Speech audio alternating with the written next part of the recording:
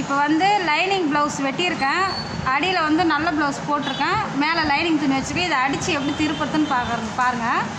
இதுமாரி தைச்சா ஈஸியாக இருக்கும். இதுமாரி தைங்க. தெரிஞ்சவங்க இதுமாரி தைப்பாங்க. புதுசாக கற்றுக்கிறவங்களுக்கு வந்து ஒரே டவுட்டாக இருக்கும். அதனால் வந்து பார்த்து இதுமாரி தைங்க.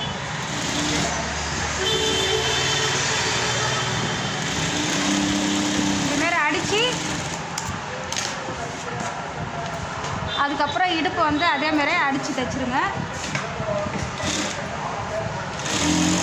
ஃபஸ்ட்டில் நம்ம இடுப்பு வந்து மடித்து தைப்போம். இப்போலாம் நாங்கள் மடிச்சுலாம் தைக்கிறது. அப்படியே இந்த மாதிரி அடித்து திருப்பிக்கிட்டிங்கன்னா கரெக்டாக இருக்கும்.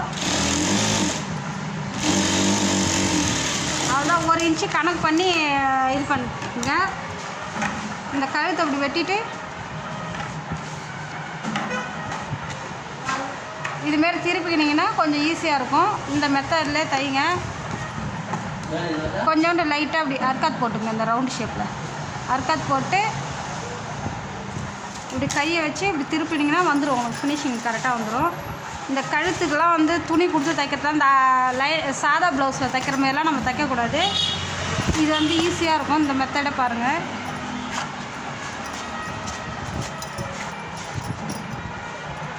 தைச்சிட்டு இது மேலே அப்படியே ஒரு தையல் போட்டுங்க. ஒரு எஜ்ஜி தையல் போட்டுங்க.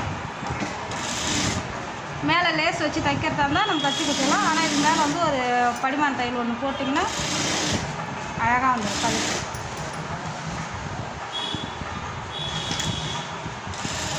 நல்லா அப்படி இழுத்து வச்சு நல்லா அடிங்க. அப்படியே நீங்கள் மண்ணை சுருக்கமாக அடிச்சிட போகிறீங்க.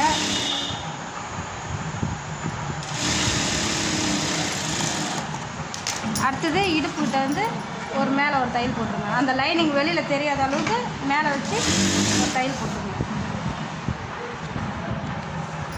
நம்மளுக்கு சாதா ப்ளவுஸோட லைனிங் ப்ளவுஸ் தான் ஈஸியாக இருக்கிற மாதிரி தெரியும். இதுமாரி தைச்சி பார்த்தா உங்களுக்கு ஈஸியாக இருக்கும். இல்லை பழைய மாடலு கழுத்துக்கு துணி கொடுத்து எல்லாம் தைக்கணும்னா அது கொஞ்சம் கஷ்டமாக இருக்கிற மாதிரி இருக்கும். இது கொஞ்சம் ஈஸியாக இருக்கும். இதே ஃபாலோ பண்ணுங்கள்.